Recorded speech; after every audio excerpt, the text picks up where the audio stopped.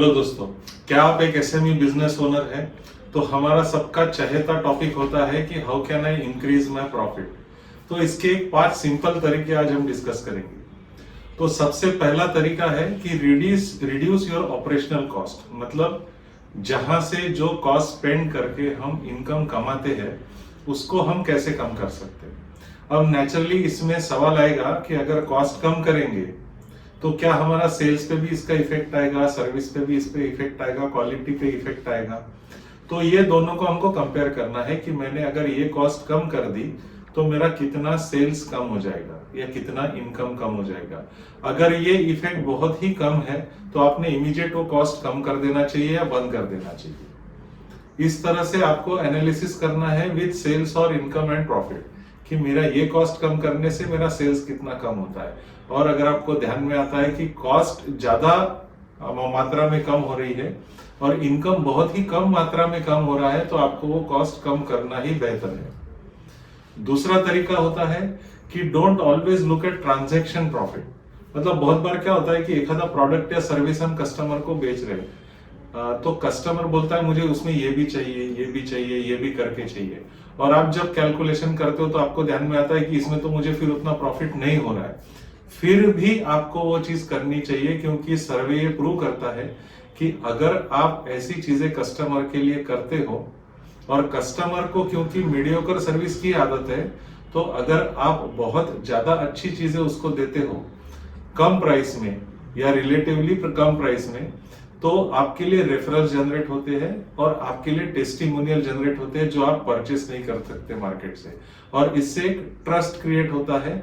वो ट्रस्ट के बेसिस पे आगे आने वाला सबसे एक जो तरीका है मैं बताऊंगा वो होता है वो है raise your prices. So next is you can raise your price because customer is satisfied कि जितनी अपेक्षा है उससे ज्यादा आप उसको दे रहे। तो तीसरा तरीका है रेज योर प्राइस।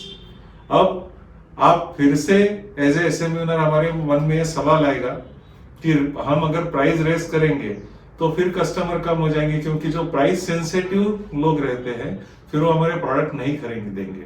तो आपको ये भी बैलेंस निकालना पड़ेगा कि कितनी प्राइस बढ़ाया तो भी कस्टमर को फर्क नहीं पड़ेगा क्योंकि आप पहली दो चीजें कर चुके हैं तो आपका कस्टमर बेस बढ़ रहा है।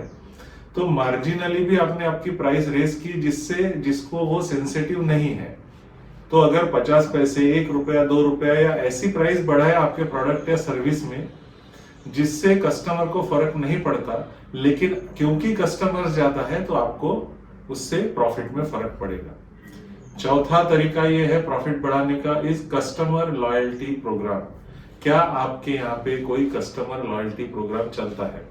क्योंकि सर्वे सजेस्ट करता है कि आपको कस्टमर से इनकम निकालने के लिए जो भी आपको खर्चा करना पड़ता है तो अगर आप नया कस्टमर लाते हो तो उसके लिए आपको 10 से 12% ज्यादा खर्चा करना पड़ता है rather than making new sales to existing customer. मतलब जो ऑलरेडी आपका कस्टमर है उसको ही आपको फिर से प्रोडक्ट बेचना है तो आपको 10% खर्चा कम आता है।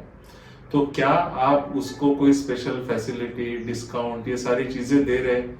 क्योंकि आप अदरवाइज 10-15% एक्स्ट्रा खर्चा करेंगे नए कस्टमर को नया प्रोडक्ट बेचने के लिए। तो इस तरह से काफी सारी कंपनीज एक कस्टमर लॉयल्टी प्रोग्राम उनका इंटरनली डिजाइन होता है और जो एग्जिस्टिंग कस्टमर अगर उनसे फिर से प्रोडक्ट या सर्विस लेता है तो उसको कुछ ना कुछ फैसिलिटी, डिस्काउंट ऐसा मिलता है। तो क्या हम ये प्रोग्राम चला रहे हैं? नहीं चला रहे तो आपको ये डिजाइन करना पड़ेगा। और सबसे आखिरी में एवरेज टिकट साइज पर कस्टमर पर ऑर्डर ये बढ़ाने की कोशिश होनी चाहिए। मतलब कोई कस्टमर एक बार आके आपके यहाँ 50,000 रुपए का प्रोडक्ट या सर्विस खरीद रहा है तो क्या अब वो अगली बार 55,000 खरीदेगा? इसके लिए हम क्या कर सकते हैं?